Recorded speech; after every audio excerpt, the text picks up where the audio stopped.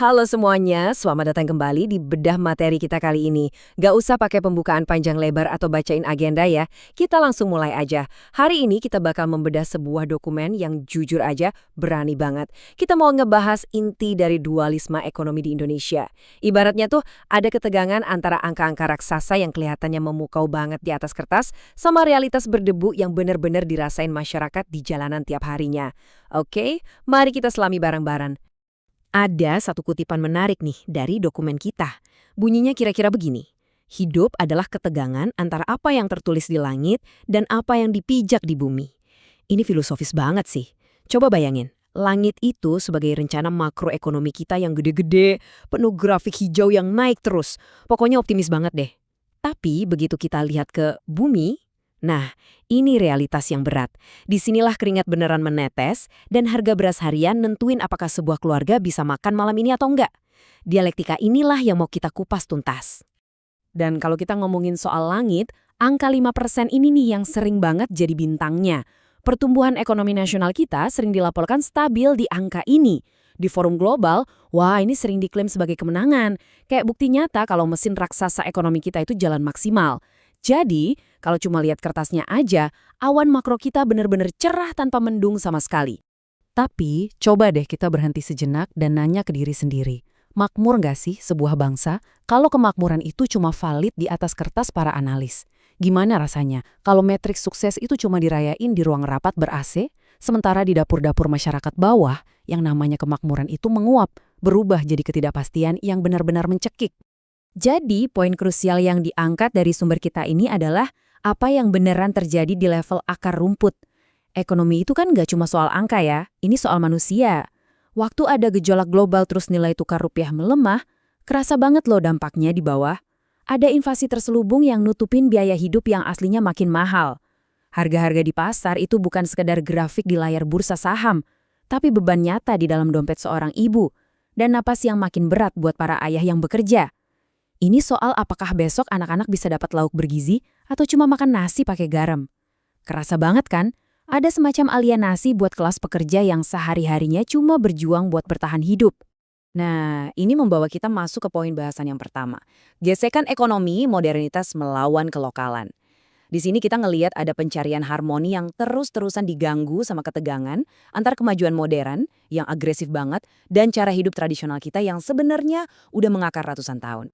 Coba kita jajarin dua hal ini. Di satu sisi, kita punya agresivitas retail modern dan platform digital. Semuanya nuntut kecepatan, skala global, dan efisiensi yang nyaris tanpa ampun. Tapi di sisi lainnya, kita punya kelokalan kita sendiri, pasar tradisional, interaksi yang masih hangat antar manusia, dan pastinya semangat gotong royong yang jadi tulang punggung budaya Nusantara kita. Yang jadi pertanyaan, apakah mesin modernisasi yang melaju kencang ini perlahan-lahan mulai menggilas kehangatan budaya kita sendiri? Kalau dipikir-pikir, pas kita ngelihat pasar tradisional mulai kosong dan digantiin sama transaksi layar sentuh tanpa wajah, kita itu lagi nyaksiin apa yang disebut keterasingan ekonomi. Menghancurkan yang lokal demi ambisi global itu bukan kemajuan yang utuh. Bayangin aja kecemasan para pedagang kecil dan pengusaha mikro yang tiba-tiba kehilangan mata pencahariannya cuma gara-gara algoritma. Sumber kita menyoroti bahwa ini bukan cuma soal pergeseran tren pasar. Ini adalah ketimpangan struktural yang ditutupi pakai topeng kemajuan teknologi, yang ujung-ujungnya malah ngelukain komunitas akar rumput secara mendalam. Mari kita beralih dan lihat gimana isu ini membesar. Kita masuk ke bagian kedua, cermin moral khususnya mengenai keadilan distribusi kekayaan. Disinilah kita ngebahas etika di balik gimana kekayaan itu diciptakan dan, yang paling penting, gimana kekayaan itu dibagikan. Sumber materi kita mengeluarkan satu istilah yang tajam banget, yaitu nihilisme fiskal. Sederhananya, ini adalah kondisi sistem ekonomi yang kehilangan kompas moralnya. Ada semacam kekosongan eksistensial, di mana etika dan keadilan distributif itu benar-benar diabaikan. Murni cuma demi numpukin kekayaan. Ekonomi tanpa etika itu ibarat kapal raksasa yang melaju super cepat tapi buta arah. Bahaya banget kan? Kapal ini jadi sangat rentan sama tabrakan yang wujudnya berupa korupsi sistemis yang bisa menghancurkan segalanya. Dan dokumen ini ngasih metafora yang ngena banget. Coba bayangin kekayaan alam strategis bangsa ini, kayak sawit atau nikel, itu sebagai darah. Logikanya sederhana banget. Kalau darah itu cuma numpuk dan menyumbat di bagian jantung, alias dikuasai segelintir elit aja, terus apa yang bakal terjadi sama anggota tubuh yang lain? Ya otomatis, bagian tubuh lainnya, masyarakat akar rumput, bakal mati rasa. Mereka lumpuh karena kemiskinan sistemis yang wujud nyatanya bisa berupa gizi buruk pada anak-anak, ancaman putus sekolah, atau orang-orang yang nggak mampu berobat pas lagi sakit keras. Makanya ditekankan di sini, kalau kekayaan sejati sebuah bangsa itu nggak diukur dari seberapa besar angka akumulasinya, tapi dari keadilan distribusinya. Ironi moral banget kan kalau kita ngelihat jalan tol yang panjang dan gedung pencakar langit yang megah, tapi persis di balik bayang-bayang gedung itu masih ada ibu-ibu yang harus jalan kaki berkilo-kilometer cuma buat dapat air bersih. Kemewahan artifisial kayak gini cuma bakal ngelahirin kecemburuan sosial yang merusak tatanan masyarakat. Jadi jelas ya, pembangunan fisik sebesar apapun harus dibarengi sama pembangunan kapasitas manusia dan distribusi yang adil. Tapi tenang, di tengah semua kenyataan yang cukup pahit tadi, kita masuk ke bagian ketiga, resiliensi, atau gimana kita bertahan ngelewatin badai.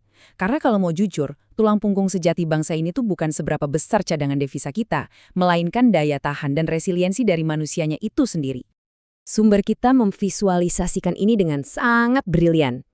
Di satu sisi, kita terus-terusan dihantam sama yang namanya gelombang eksternal.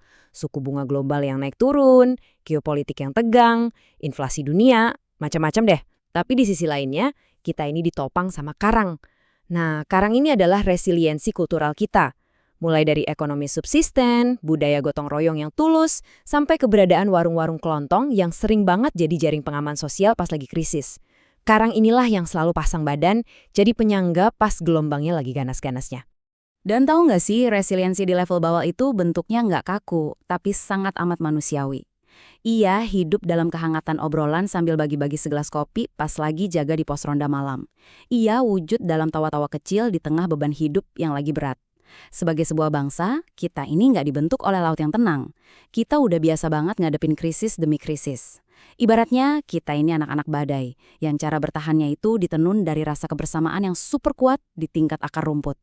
Pada akhirnya, bedah materi kita sampai di satu kesimpulan yang benar-benar bikin merinding. Ekonomi adalah urusan perut, namun bertahan adalah urusan martabat. Di tengah semua glorifikasi narasi pertumbuhan makro yang gemerlap, ujung-ujungnya ini adalah soal manusia yang berusaha keras menjaga harga dirinya. Apakah sistem yang lagi kita bangun ini cuma sebatas mastiin perut rakyatnya terisi, atau benar-benar mengangkat martabat kemanusiaan kita secara adil? Itu sebuah pertanyaan eksistensial yang saya tinggalkan buat kalian renungkan hari ini. Terima kasih udah hadir dan menyelami dialektika ini bareng-bareng.